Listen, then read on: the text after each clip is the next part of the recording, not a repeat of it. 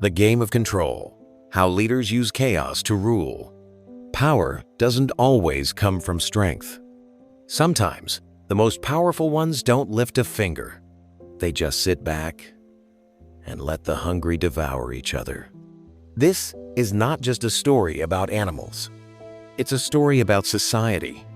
And if you watch and listen closely, you'll hear something dangerous, true, and deeply familiar.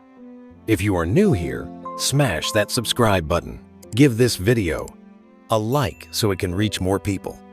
Let's begin. One day, the lion, the king of the land, gave a task to the tiger.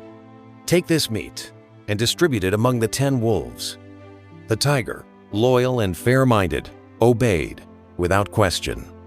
It divided the meat into 11 equal parts, one for itself and one for each wolf. Equal shares. Fairness. Peace, right? Not a single wolf was satisfied. Each believed it worked harder, deserved more, was hungrier, was stronger. Entitlement disguised as injustice. So the wolves did what groups often do when led by someone they don't respect. They turned on the tiger, not because it was cruel, but because it was too fair, too weak to command fear, too soft to hold the pack together. The tiger ran back to the lion defeated. The lion didn't panic, didn't roar. It simply said, "Watch how it's done." The next day, the lion divided the meat into 11 unequal parts. The largest piece for itself. The rest left for the wolves to figure out.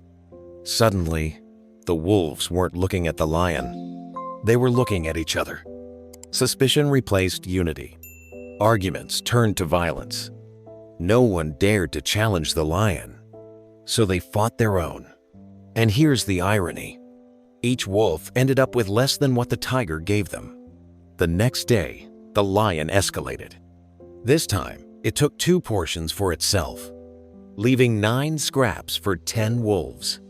Again, no one challenged the lion, but they tore into each other like animals. Literally. And one wolf, too slow, too old, too soft, was left bleeding.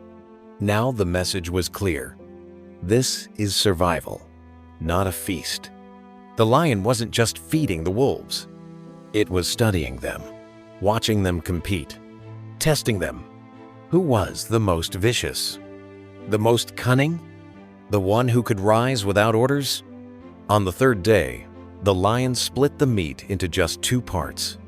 One for itself, one for the wolves to figure out. And that's when the strongest wolf made its move. It didn't ask, didn't wait.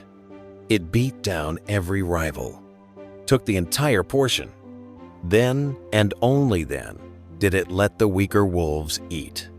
But by then, they were already broken, hungry, obedient, dependent. From that day on, the lion didn't need to control 10 wolves.